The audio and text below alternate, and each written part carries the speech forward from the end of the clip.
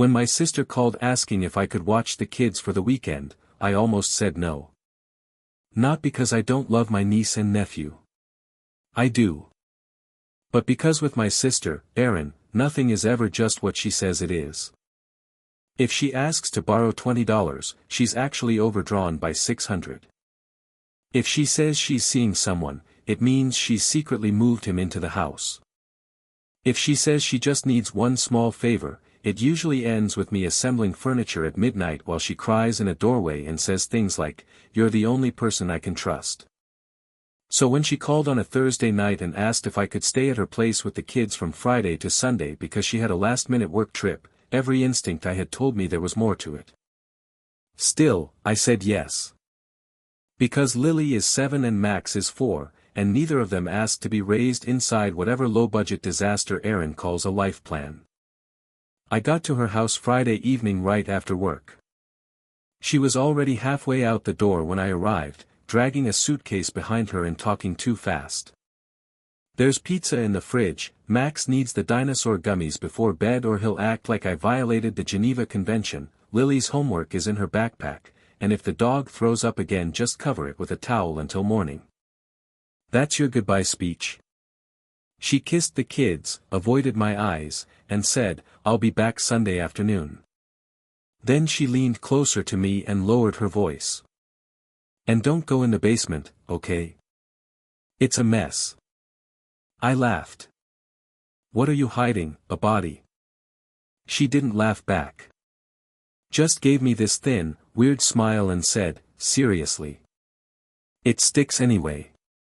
Just leave it alone." Then she got in her car and left before I could ask anything else. That should have been the first red flag. Instead, I wrote it off as classic Erin, chaotic, dramatic, embarrassed about her own clutter. The first night was mostly normal.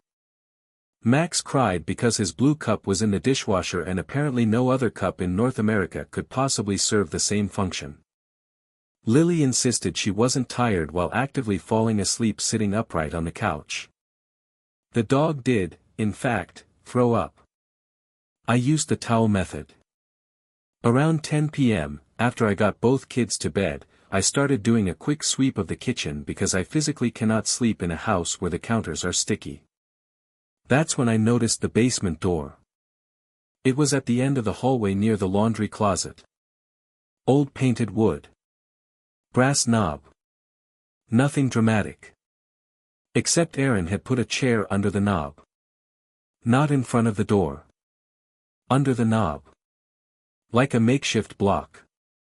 I stood there for a second trying to understand the physics of what exactly she thought that accomplished. Then I heard a sound. A thud. Soft, but unmistakable. From behind the door. I froze. Then I listened. Nothing. I told myself it was the furnace. Or pipes. Or one of the 1,000 old house noises people stop hearing after a while. Still, I moved the chair away and tested the knob.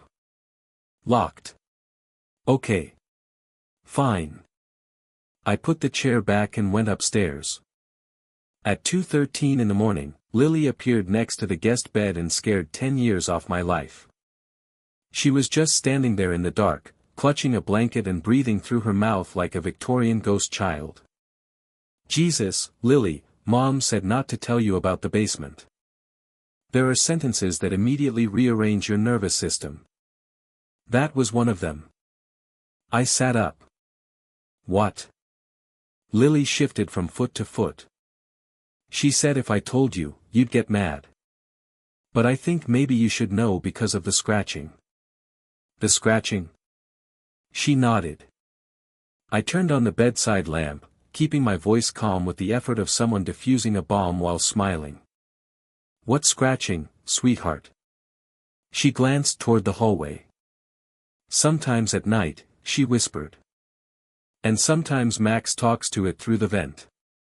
I think every organ in my body stopped working for one full second. Talks to who?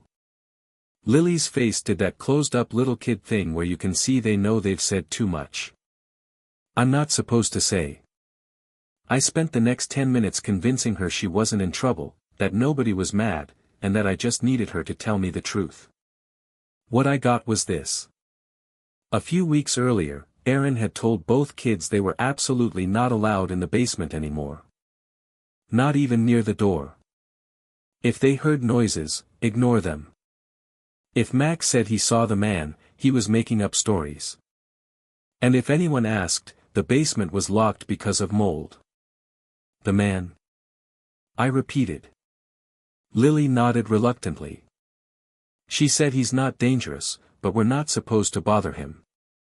At that point, any normal person would have called the police immediately. Instead, I made the classic mistake people make in situations they don't want to believe are real. I tried to come up with a version that made sense. Maybe Erin had some weird boyfriend hiding out there. Maybe she was renting the basement illegally. Maybe one of her many terrible life choices had reached a point where she'd normalized something insane and forgot other people hadn't. I told Lily to sleep in the guest bed with me and locked the bedroom door. I did not sleep. The next morning, I acted normal for the kids. Cartoons. Pancakes. Juice boxes. A trip to the backyard. I watched Max carefully. He seemed totally unbothered, which somehow made it worse.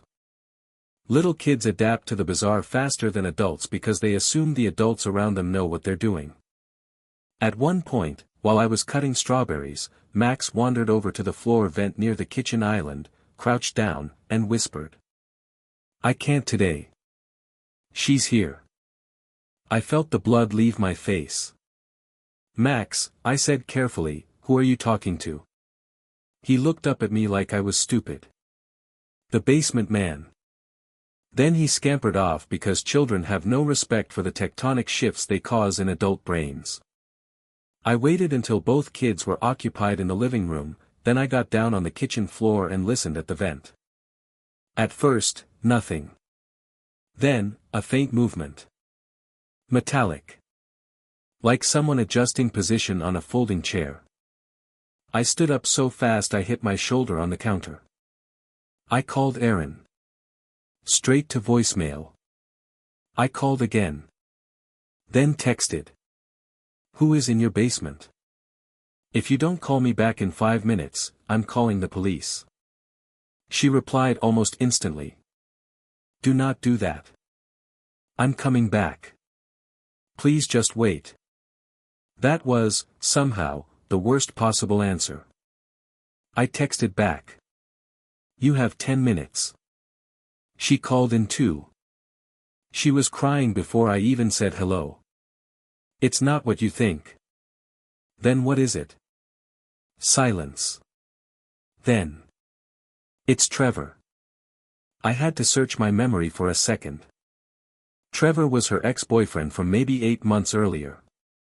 Mid-30s, unemployed in a philosophical way, always smelled faintly like vape juice and bad decisions.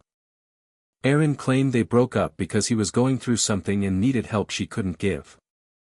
"Trevor is in your basement," I said. "He just needed somewhere temporary." "For how long?" Another silence. 3 weeks. I actually laughed. Not because anything was funny. Because sometimes rage exits the body wearing a clown mask. You have had a man living in your basement. Secretly. Under your children. "He's not living with us," she snapped, suddenly defensive. "He's downstairs." That is not a meaningful distinction. He had nowhere to go. So your solution was to hide him from your kids? Or no, sorry, from me. The kids clearly knew. "He's embarrassed," she said, and I nearly threw the phone. I lowered my voice because Lily was in the next room. "Listen very carefully. I am taking the kids and leaving. If I hear one reason not to call the police, it better be the best reason anyone has ever produced." That's when she said it. "He's on house arrest." I went cold. Not jail escape cold. Worse. Administrative stupidity cold. The kind that tells you this situation is not dramatic in a movie way, it's dangerous in the banal, deeply preventable way created by idiots with access to children. He what? He got into some trouble, okay. It was non-violent. House arrest where, Erin? She didn't answer. Because we both knew the problem. Not her house. Which meant he was violating terms. Which meant she was hiding him. Which meant she had brought an unstable man with legal problems into a home with 2 small children and then left for the weekend with me there as accidental camouflage. I told her to come home now. Then I hung up and called the police. Before anyone decides I was overreacting. If you are secretly sheltering a man on house arrest in the basement beneath your sleeping children, you do not get the benefit of family discretion anymore. The dispatcher was calm. I was calm. Too calm, actually, the kind of calm people get when they're one thin layer away from screaming. 2 officers arrived within 15 minutes. One stayed upstairs with me and the kids. The other went with his partner to the basement door. I heard the knocking first. Then the announcement. Then movement below. Then a male voice, irritated more than afraid. Erin? One officer said, police. Open the door. What followed was maybe 20 seconds of silence, then a loud crash that made Lily burst into tears. The officer upstairs looked at me sharply. Is there another exit? I pointed toward the back of the house. Small basement windows. Suddenly everyone moved at once. The officers ran outside. I grabbed both kids and got them into the front room away from the windows. The dog started barking like it had finally discovered purpose. They caught him in the yard. Apparently Trevor had tried to climb out through one of those narrow ground-level windows and got stuck halfway like a raccoon made entirely of bad choices. I didn't see the arrest, but one of the officers later told me there was no weapon, no sign of violence, and no evidence he had physically harmed the children. That was supposed to comfort me. It didn't. Because harm isn't only the worst thing a person is capable of. Sometimes harm is what adults force children to quietly normalize. Erin got home while they were still there. I have never seen anyone go from fake indignation to total collapse so fast. At first she tried the frantic explanation route. She was helping him. It was temporary. The kids didn't really understand. He never came upstairs unless they were asleep. She was going to tell me. She just needed the weekend. The officer listening to this had a face like drywall. Then they started asking actual questions. Who knew he was there? Did his probation officer know? Why was there a padlock on the outside of the basement storage room? Why had the children been instructed not to talk about him? That last one broke whatever flimsy script Erin had prepared. She started crying so hard she could barely speak. And here is the part that still wakes me up sometimes. Trevor wasn't just hiding in the basement. He had been locked into the storage room at night. Not for the kids' safety. Not exactly. Because Erin no longer trusted him to stay downstairs. She had still left. She had known enough to fear him and still decided this arrangement was manageable. Child services got involved. Obviously. My parents did what families like mine always do first, which is try to sort morality by inconvenience. My mother's first instinct was, maybe we don't need to make this any bigger than it already is. My father's was, how bad was the trouble he got into? As if there is an answer to that question that makes Secret Basement Man acceptable. I said something in that conversation I'd probably been building toward my whole life. If your concern is protecting Erin from consequences, you are the reason she thinks consequences are optional. That ended dinner badly. The kids stayed with me for 6 weeks. Longer, unofficially. Even after Erin got partial custody back, they were at my place most weekends, half the school breaks, and every time life around my sister tilted 1 degree too far toward chaos. Lily stopped sleepwalking after a month. Max stopped whispering into vents after 2. Erin still insists, to this day, that people make it sound worse than it was. That phrase, worse than it was, is how people like her survive their own choices. Not by denying facts. By shrinking them until everyone else sounds dramatic. So let me say it plainly. My sister hid a man in her basement while raising 2 children above him. She trained those children to keep secrets from safe adults. Then she left town and called it a favor when I babysat. I wish this story ended with some huge revelation, Trevor being wanted for something monstrous, or Erin uncovering some tragic motive that explained everything. But the truth is smaller and uglier. He was just another unstable man with nowhere to go.